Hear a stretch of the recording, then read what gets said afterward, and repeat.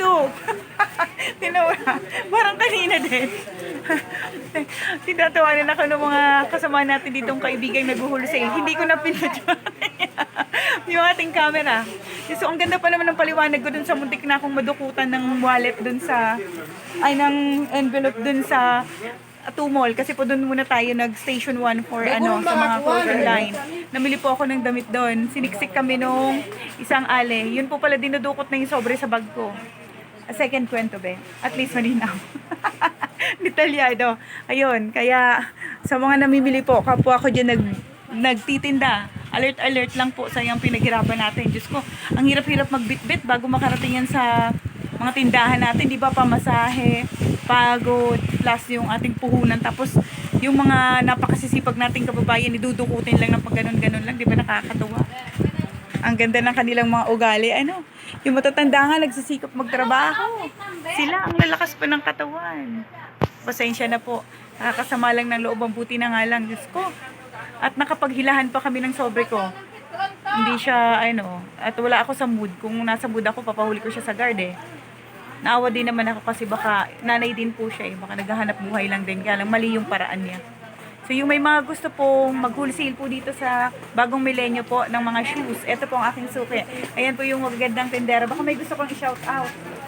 O may hinahanap kong nawawalang pag-ibig. O kapiraso ng puso mo. Taken na ba? Taken na?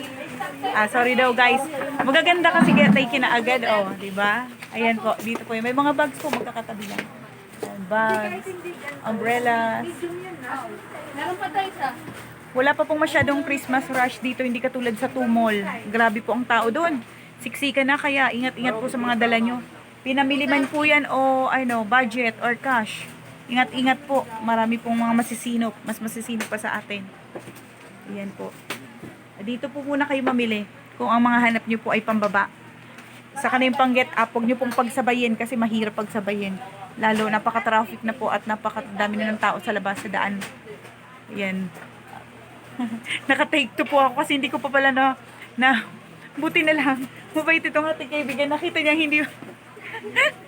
Alam mo ba, may nasayang akong charity vlogs pa naman. Hindi ko rin pala napindot. Bit ko yung mga dinodonate namin yung mga damit at ano, kasi nga may damitan kami, nasunugan. Hindi ko pala napindot yung... Pagdating ko sa bahay, upload ko, hinahanap ko. Alam nga naman, umulit ako, magdala ulit ako ng mga damit, dilugi na ako. Ay, Diyos ko. Yan na po talaga pala tandaan na nagkakaedad.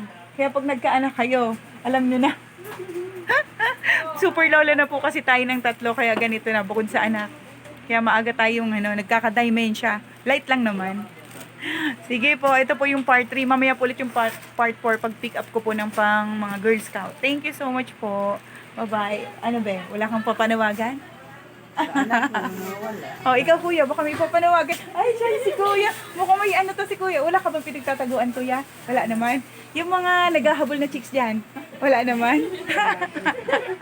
O baka naman may mga humahabol na pinagkakautangan. Joke lang kuya. Na, pinagkakautangan ng puso. Ay, sige po, hanggang dito na lang po. Abang-abang po sa upload bukas. Thank you. Salamat.